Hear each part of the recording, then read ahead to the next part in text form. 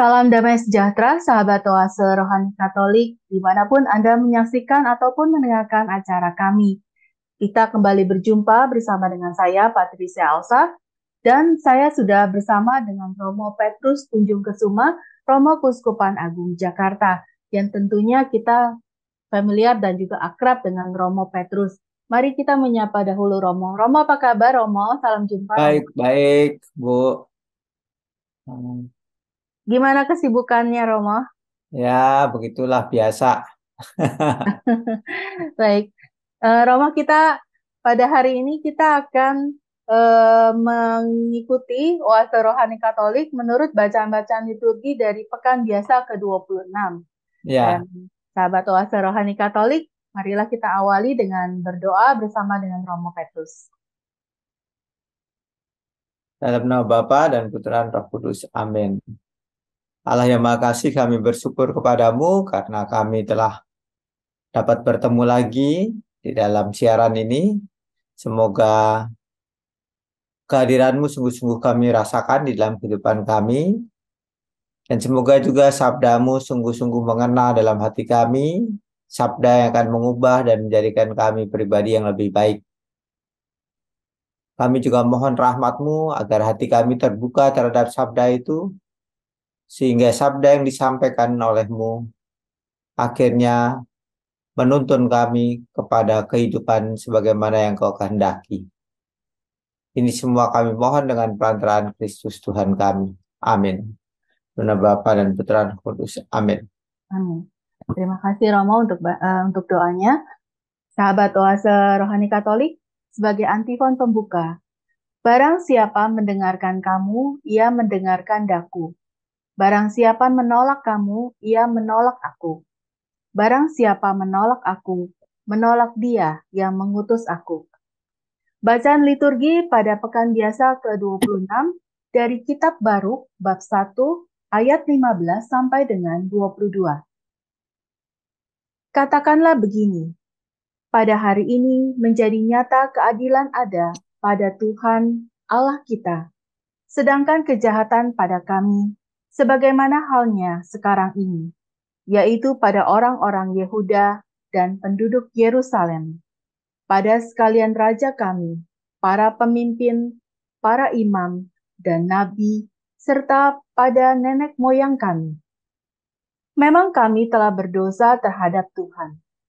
Kami tidak taat kepadanya dan tidak mendengarkan suara Tuhan Allah kami untuk mengikuti segala ketetapan Tuhan yang telah ditaruhnya di hadapan kami.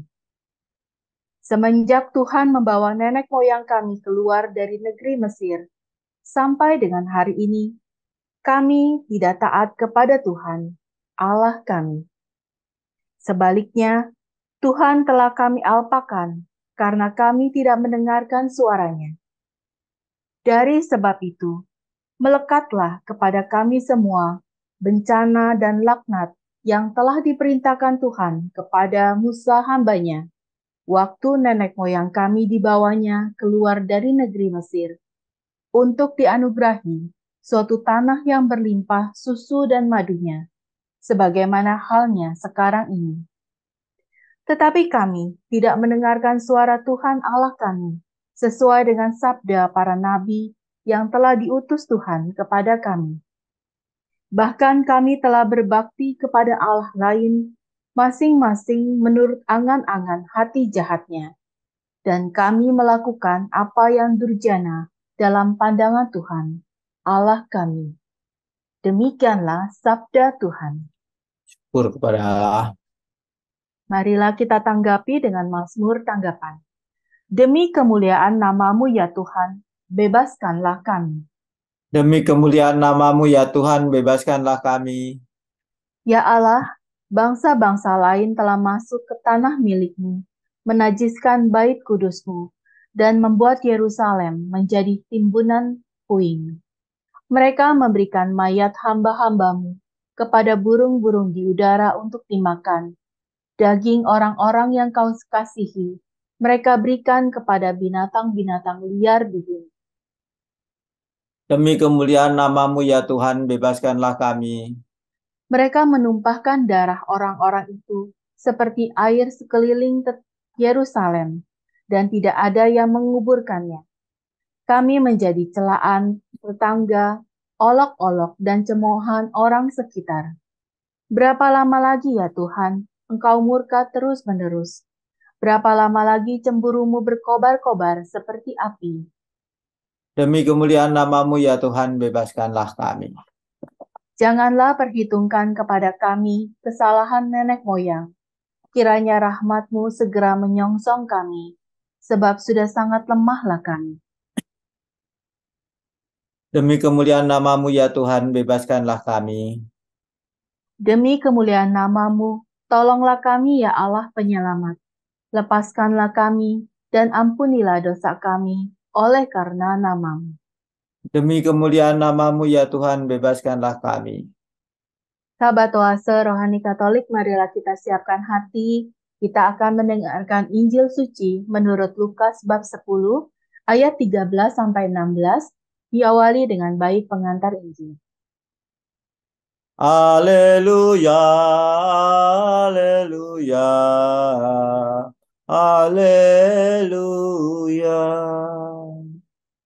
Haleluya, haleluya, haleluya.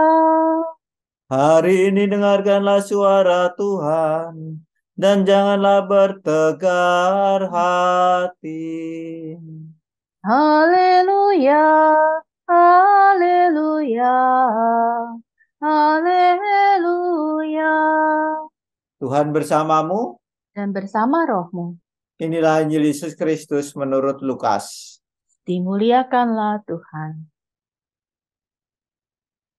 Sekali peristiwa Yesus bersabda, "Celakalah engkau Korazim, celakalah engkau Betsaida, sebab seandainya di Tirus dan Sidon terjadi mukjizat-mukjizat yang telah terjadi di tengah-tengahmu, sudah lama mereka bertobat dan berkabung. Maka pada waktu penghakiman, tanggungan Tirus dan Sidon akan lebih ringan daripada tanggunganmu. Dan engkau Kapernaum, apakah engkau akan dinaikkan sampai ke langit?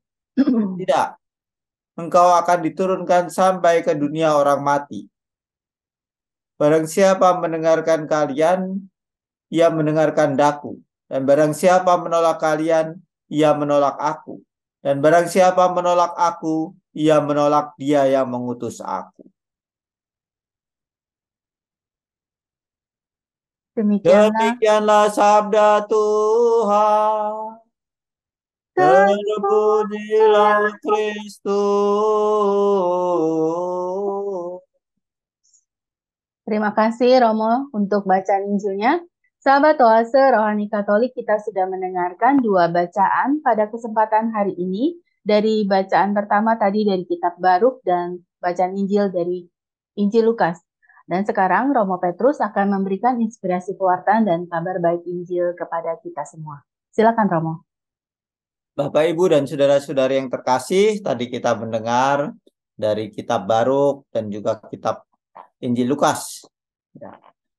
Baruk itu selalu dikaitkan dengan Nabi Yeremia. Ya. Dipandang sebagai sekretaris Yeremia. Walaupun dari tulisan-tulisannya itu tampak bahwa tulisan Baruk itu jauh mendahului di depan, ya. Setelah dari suasana dan situasi dari Nabi Yeremia itu. Tetapi jiwa dan semangatnya itu mencerminkan keprihatinan, ya, Nabi Yeremia, ya.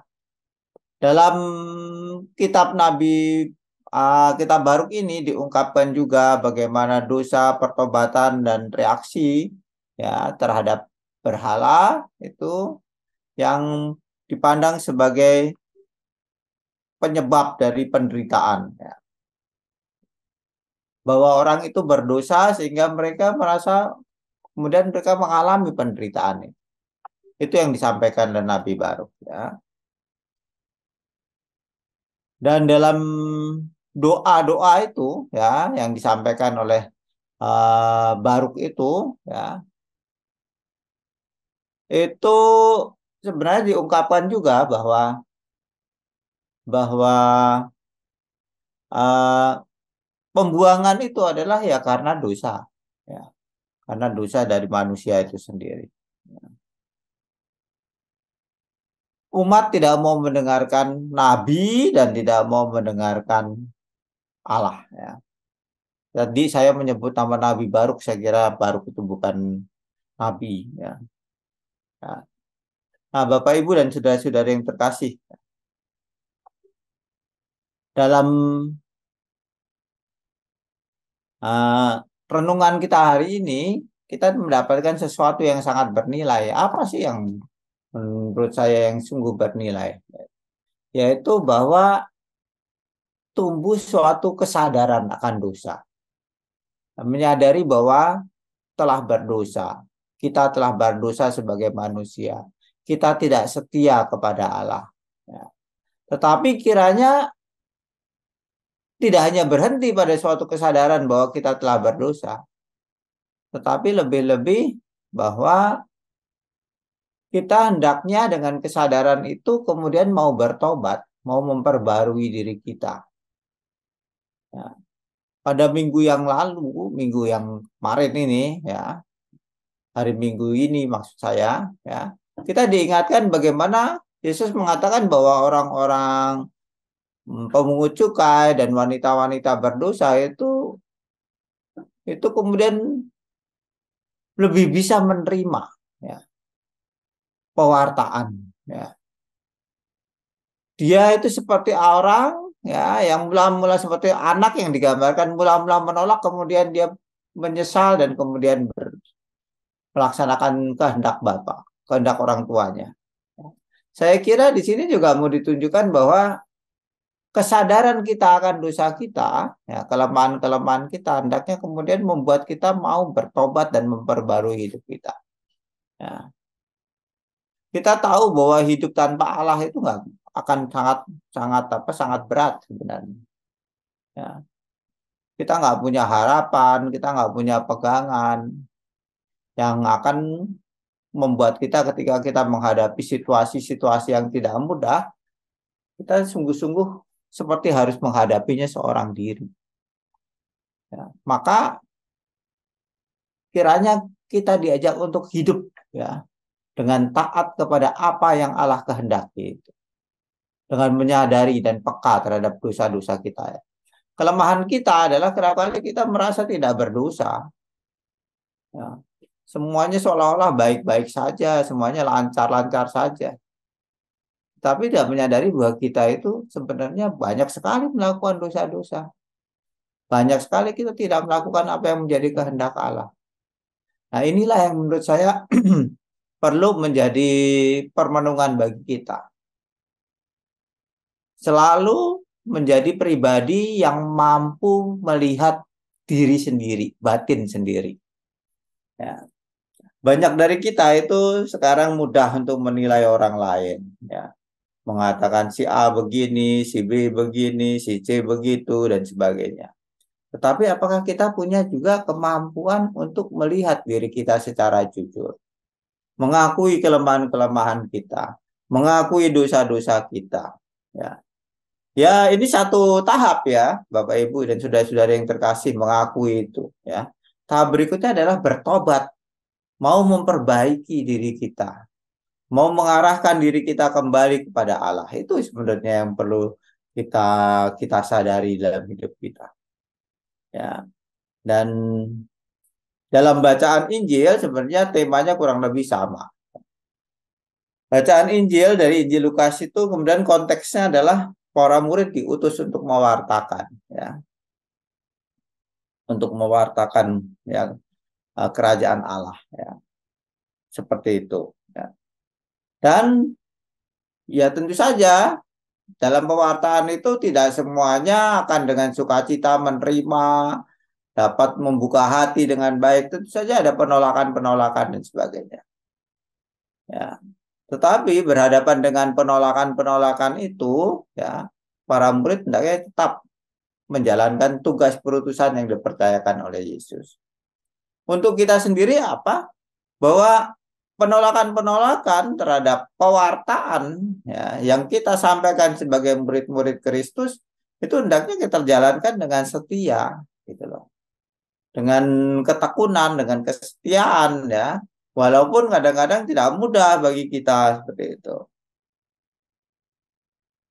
Kita hendaknya tetap menyadari bahwa hidup kita sebagai orang Kristiani dipanggil untuk terus mewartakan di dalam segala hal, di dalam kehidupan kita sehari-hari, di dalam uh, mungkin tugas-tugas kita dan sebagainya. Ya. Di sini Yesus mengatakan sesuatu yang sangat keras ya. Menolak atau menerima pewartaan ya, itu bukanlah soal yang sepele. Ya. Itu soal yang sungguh-sungguh berat ya. Dalam arti kalau kita menolak dan sebagainya, tanggung jawab kita itu berat. Ya, konsekuensinya berat, lebih tepat begitu. Maka pewartaan itu hendaknya juga kita sampaikan dengan cara yang baik sehingga orang bisa sungguh-sungguh menerima gitu loh. Bisa membuka hati. Ya. Tentu saja tidak dengan menakut-nakuti ya, tetapi bagaimana bisa menggerakkan orang sehingga akhirnya melihat kebenaran di dalam pewartaan kita. Kita diminta untuk mampu mewartakan dengan cara yang baik, dengan cara yang tepat ya. Dalam situasi yang pas kita menyampaikan dengan cara apa. Nah, inilah menurut saya yang penting kita sadari juga ya. Tapi saya juga melihat begini, apa kaitan keduanya itu? Yang pertama menurut saya adalah kalau kita mau menjadi pewarta-pewarta yang baik, kita harus menjadi pribadi-pribadi yang selalu sadar akan diri kita sendiri. Sadar akan kelemahan-kelemahan, kerapuhan kita. Dan selalu ingin memperbarui diri kita. Selalu ingin bertobat. Ya, selalu punya kerinduan untuk meninggalkan segala yang buruk untuk menjadi lebih baik. Karena kalau tidak pewartaan-pewartaan itu akan menjadi terhalang menghadapi batu sandukan dari mana? Dari diri kita sendiri. Ya, betapa sering orang mengatakan bahwa saya mengerti ajaran Kristiani itu baik, tetapi ke orang-orangnya hidupnya seperti itu.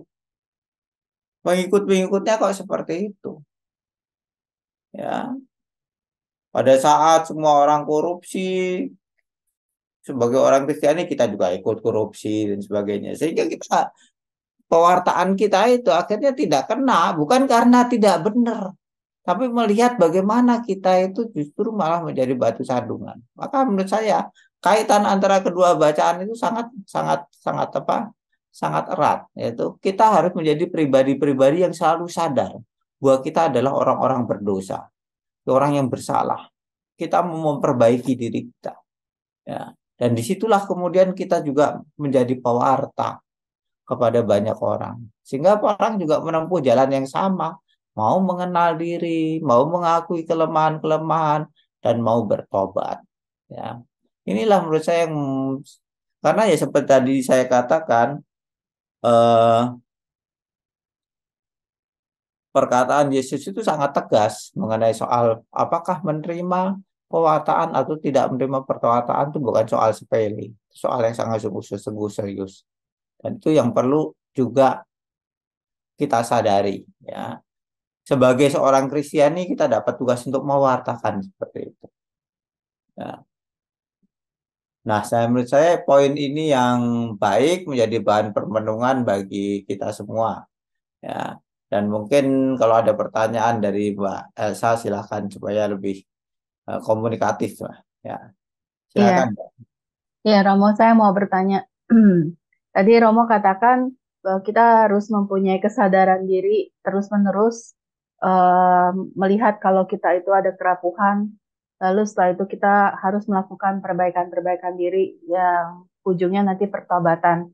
Romo, sekarang ini setelah pandemi berlalu, orang kan pergi kembali ke gereja, tapi ada sebagian, ya mungkin sebagian kecil mudah-mudahan, itu tuh tidak kembali ke gereja, tapi mereka tetap berdoa, gitu, tetap berdoa, tapi tidak ke gereja. Eh, Apakah itu juga termasuk salah satu berdosa, Romo? Saya Berdoa kira tapi nggak ke gereja. saya kira sebagai orang Kristiani ya kita diingatkan untuk selalu pergi ke gereja. Itu salah satu perintah gereja kan. Ya, kita diajak untuk ke gereja, ya kan? Karena kita tidak hanya berdoa itu hanya seorang diri, kita juga di dalam Ekaristi itu kita bersama-sama dengan orang lain dan terutama di dalam Ekaristi itu kita menerima tubuh Kristus sendiri, gitu loh. Yang akan menjadi kekuatan kita. Nah, ini yang kerap kali nggak disadari oleh banyak orang. Orang merasa bahwa eh, hanya sekedar ikut apa misa online dan sebagainya, ya.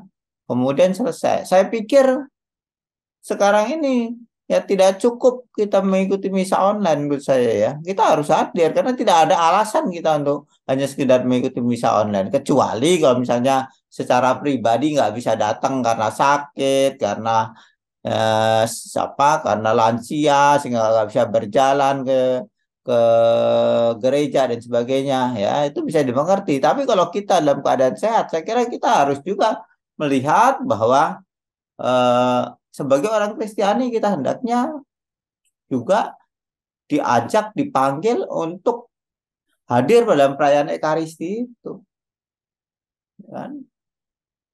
Jadi ini yang menurut saya perlu disadari oleh banyak orang juga, ya. Ya, terima kasih Romo.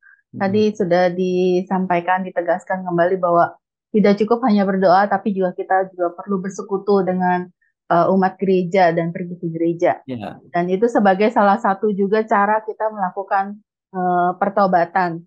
Romo, ya, eh, kita akan jeda dahulu sesaat sebelum kita lanjutkan kembali di sesi kedua. Nanti kita akan lebih mendalami dari bacaan Injil ya Romo ya. Dan ya. sahabat Oase Rohani Katolik, tetaplah mendengarkan ataupun menyaksikan acara kami. Kita akan kembali sesaat lagi.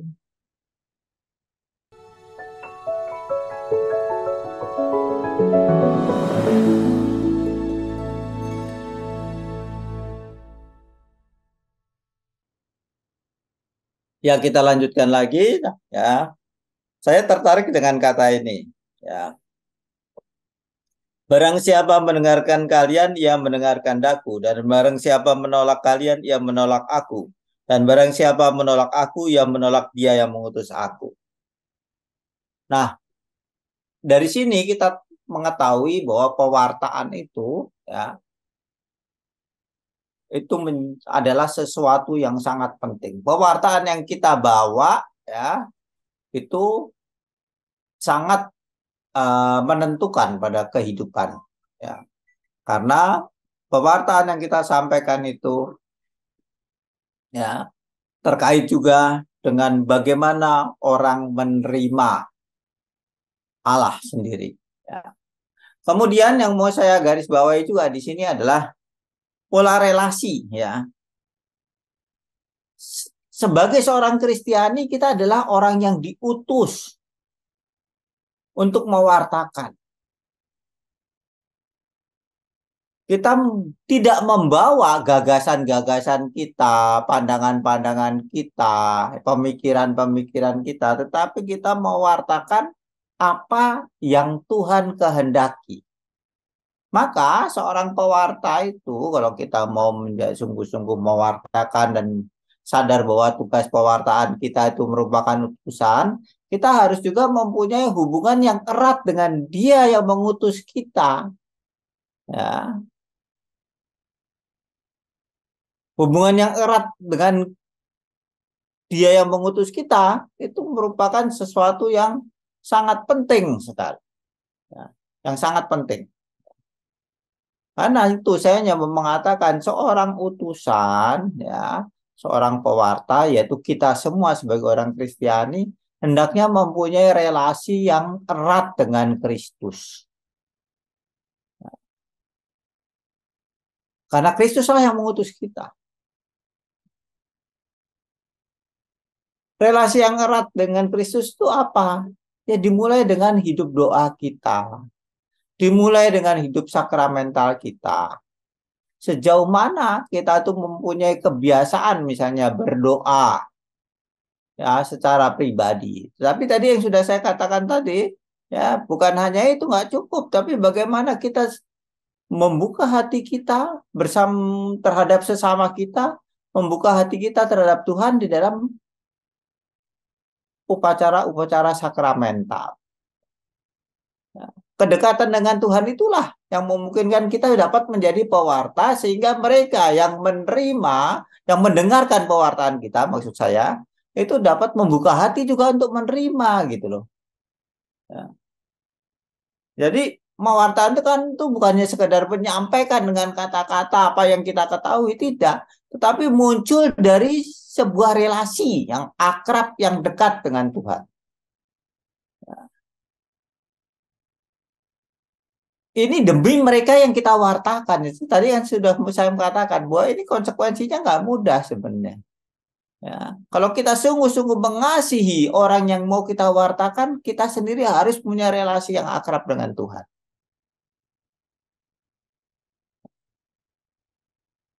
Sehingga diri kita dapat digunakan dengan sebaik mungkin oleh Tuhan.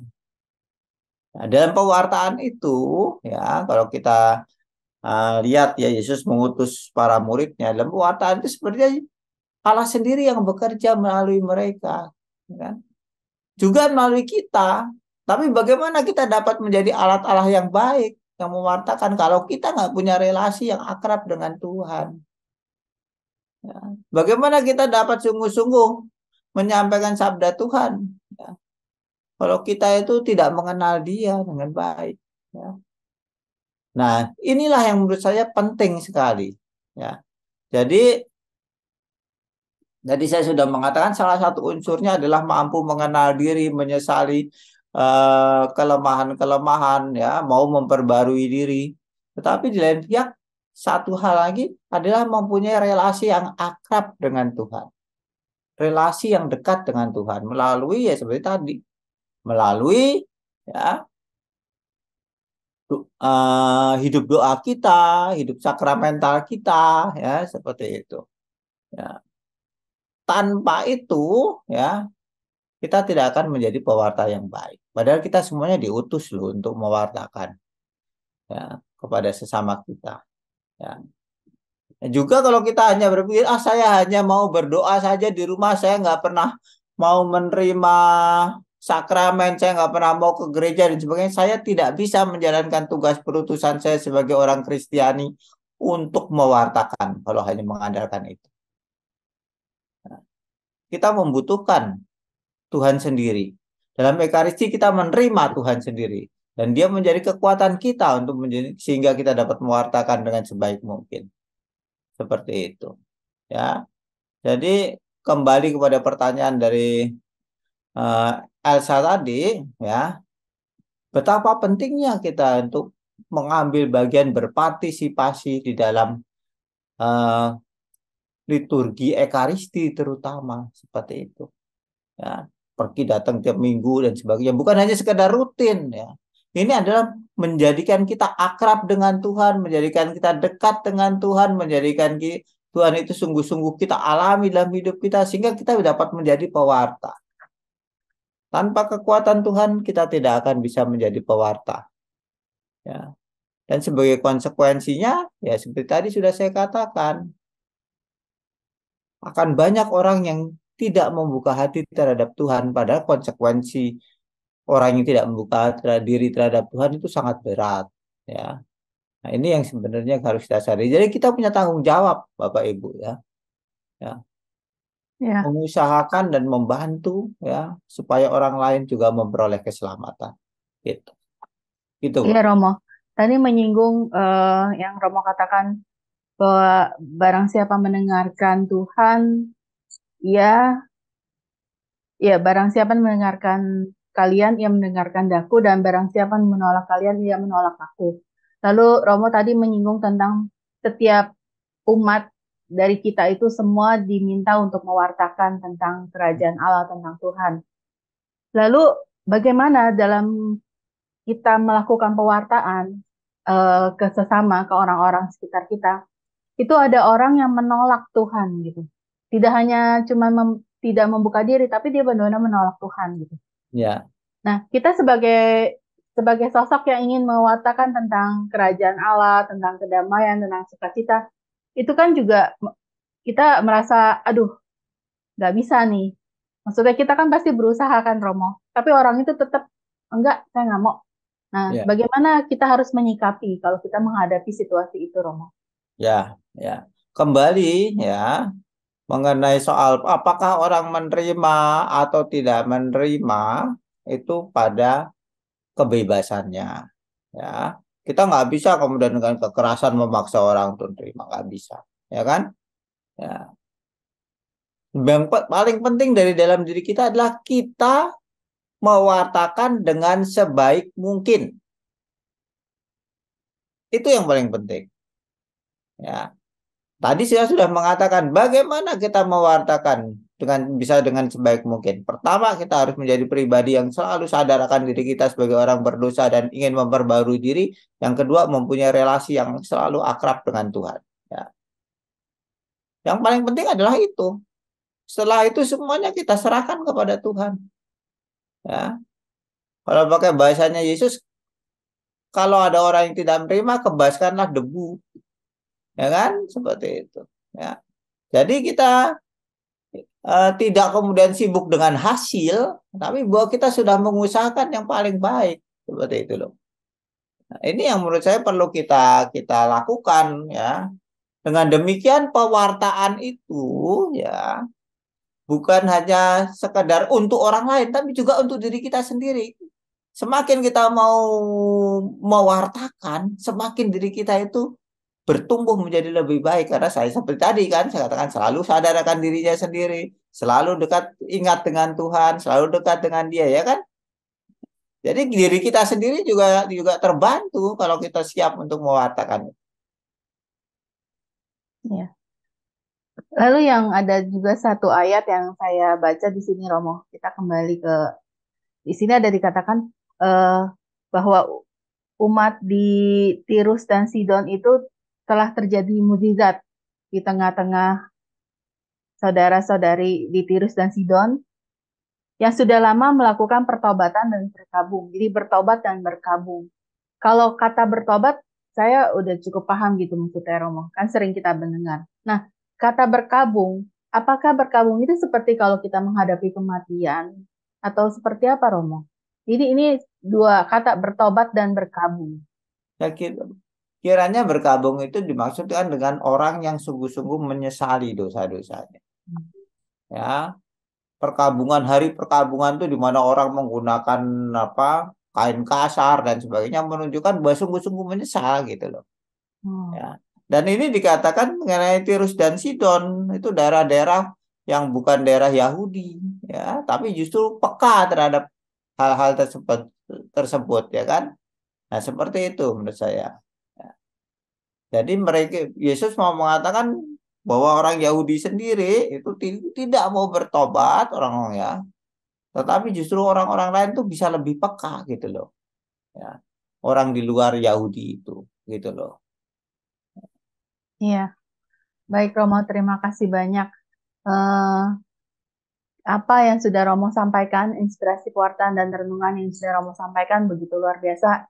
Yang pastinya kita semakin diminta untuk melakukan awas diri, pertobatan terus-menerus dengan melihat bagaimana kita menjadikan pribadi yang sungguh-sungguh mencintai Tuhan dan juga yang pastinya kita diminta untuk mengatakan ke kerajaan Allah kepada semua orang yang kita jumpai. Terima kasih banyak Romo untuk kesempatan yang sudah Romo berikan kepada acara Oase Rohani Katolik. Dan Romo, apakah ada kata akhir yang bisa Romo sampaikan kesimpulan dari bacaan-bacaan pada hari ini, Romo? Saya kira seperti tadi sudah berkali-kali saya sampaikan ya. Seperti saya katakan ada tiga ya. Pertama, kita perlu menyadari bahwa kita semuanya tidak utus untuk mewartakan loh. Ya, ini bukan soal main-main, ini soal yang penting, mewartakan ya. Ya, entah bagaimana tanggapannya, yang penting bahwa kita harus siap untuk mewartakan, untuk menjadi pewarta. Ya, pewarta kabar gembira itu. Nah, agar kita dapat menjadi pewarta kabar gembira yang baik, ada dua hal. Jadilah pribadi yang mampu untuk melihat diri sendiri, sehingga bisa selalu memperbaiki kelemahan-kelemahan itu. Dan tidak menjadi batu sandungan bagi orang lain. Ya, itu yang kedua. Ya. Yang ketiga, ya, jadilah pribadi yang dekat dengan Tuhan. Ya. Karena kita adalah orang-orang utusan, ya, dan kita hadir bukan untuk menyampaikan pemikiran-pemikiran kita sendiri, pandangan-pandangan kita sendiri, tapi apa yang Tuhan kehendaki. Maka itu hanya bisa terjadi kalau kita akrab dengan Tuhan. Melalui apa? Melalui hidup doa kita, melalui hidup kesetiaan kita mengikuti liturgi-liturgi, perayaan Ekaristi terutama mingguan dan sebagainya, melalui mungkin meditasi yang kita lakukan bersama-sama. Nah, seperti itu. Jadi, kiranya tiga hal itulah yang akan memungkinkan kita bisa, dua hal itu yang memungkinkan kita menjadi pewarta. Ya, ya. Saya kira itu yang perlu dilakukan lah. Ya, jadi, untuk mereka yang belum lagi kembali ke gereja, mungkin punya pandangan-pandangan sendiri, kita perlu menyadari bahwa kita semuanya dipanggil untuk berpartisipasi dalam Ekaristi itu, karena Tuhan akan menjadi kekuatan kita, ya, sehingga kita dapat menjadi pewarta-pewarta yang baik. Itu saja. Ya. Ya, amin. Tuhan akan selalu menjadi kekuatan kita dan kita diharapkan oleh Tuhan untuk menjadi pewarta-pewarta yang baik bagi Tuhan dan juga bagi sesama kemana kita diutus. Baik, terima kasih banyak Romo Petrus Tunjung Kesuma, Romo Kuskupan Agung Jakarta, yang selalu setia dan juga merelakan waktu, pikiran dan juga renungan-renungan yang sungguh yang pasti menguatkan bagi Anda yang menyaksikan ataupun mendengarkan acara Oase Rohani pada kesempatan hari ini. Romo, terima kasih. Dan kita akan menutupnya dengan memohon doa dan berkat melalui Romo Petrus. Dalam nama Bapa dan Putra dan Roh Kudus. Amin. Allah yang Maha Kasih, kami bersyukur kepadamu karena Engkau telah mengangkat kami menjadi anak-anak-Mu. Kami menyadari bahwa kami adalah pribadi-pribadi yang lemah, pribadi-pribadi yang penuh dengan kekurangan. Namun Engkau juga mempercayakan kepada kami dan mengutus kami untuk menjadi pewarta-pewarta-Mu. Maka kami mohon kepadamu ya Allah, semoga kami selalu menyadari bahwa kami memiliki kelemahan-kelemahan dan selalu juga mau memperbaiki hidup kami menjadi pribadi-pribadi yang lebih baik, sehingga kami dapat menjadi pewarta-pewarta-Mu yang baik pula. Kami juga mohon kepadamu ya Allah, semoga kami selalu punya kerinduan di dalam hati kami untuk selalu dekat dengan Engkau, melalui doa-doa pribadi kami, tetapi juga melalui sakramen Ekaristi yang tiap-tiap minggu kami rayakan. Semoga ya Allah, dengan dekatnya kami padamu, kami dapat mewartakan sungguh-sungguh apa yang menjadi kehendak-Mu, sehingga banyak orang akhirnya mengalami sendiri dan merasakan kehadiran-Mu dan sukacita-Mu. Dan kami dapat menjadi kabar gembira bagi mereka semua. Ini semua, ya Allah, kami mohon dengan perantaraan Kristus Tuhan kami. Amin. Tuhan bersamamu. Dan bersama rohmu. Semoga saudara-saudari sekalian diberkati oleh Allah yang Maha Kuasa, Bapa, Putra, dan Roh Kudus. Amin. Amin. Sahabat Oase Rohani Katolik, kami pamit undur diri. Saya Patricia Elsa bersama dengan Romo Petrus Tunjung Kesuma. Kita akan berjumpa di kesempatan lain. Semoga Anda menjaga kesehatan, menjaga hati, dan juga yang pastinya selalu berdoa dan juga pergi ke gereja. Kita berjumpa di kesempatan lain. Sampai jumpa.